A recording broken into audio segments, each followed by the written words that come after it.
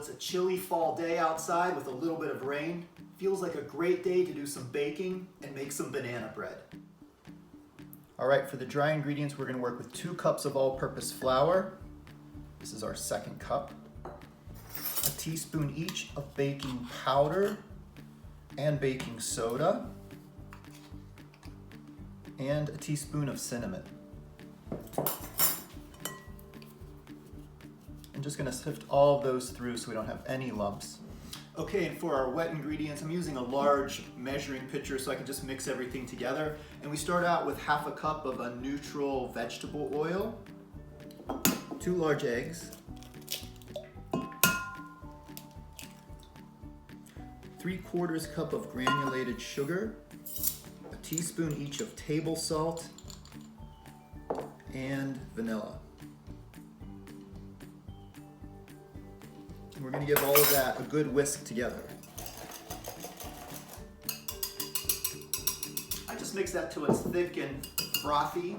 And now let's talk about the stars of the show, which is our bananas. I wouldn't go crazy on an exact volume of bananas. You could use anywhere from 2 large bananas to 4 very small bananas.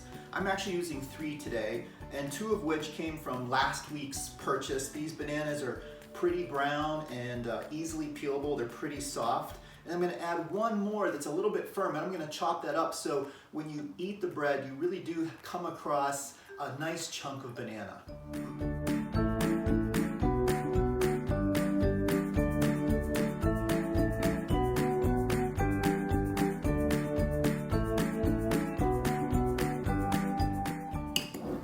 And then for our slightly riper banana, we'll just give it an easy chop, maybe straight down the middle.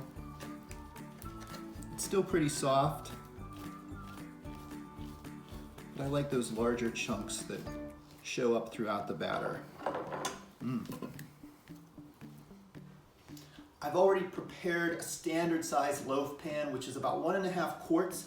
And my loaf pan measures 3 inches high from the outside, about 5 inches wide, and 9 inches deep. And I'm gonna bake this in my toaster oven, and I've done that many times. I know that this pan fits in there just fine. I have my toaster oven preheating, and now we're just adding our wet mixture to our dry mixture. I'm gonna just pour it all in at once.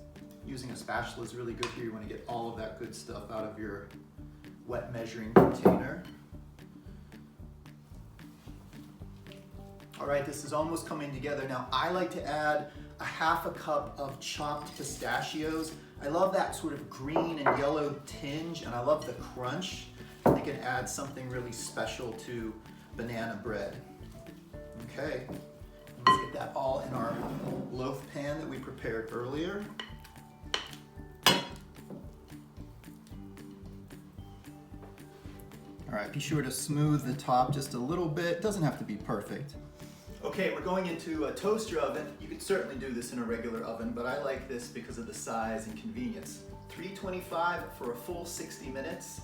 Check it in the center with a bamboo skewer or toothpick. It should come out relatively clean with maybe just a couple moist crumbs, especially if you catch a banana.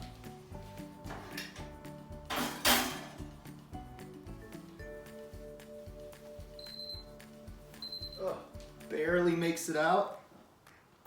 It just smells and looks so delicious. Unfortunately, you cannot cut in right away. I recommend that you let it cool in the pan for about 10 minutes. And then what I like to do is then loosen it around the sides and take it out of the loaf pan to cool almost completely before you devour it with lots of butter. I hope you try making this banana bread at home, and I hope you enjoy. Okay, I cannot wait anymore. And the end piece is always my favorite. Nice big slice.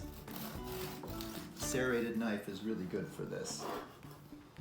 Oh yeah. I love how you can see big pieces of banana and the pistachios all the way through.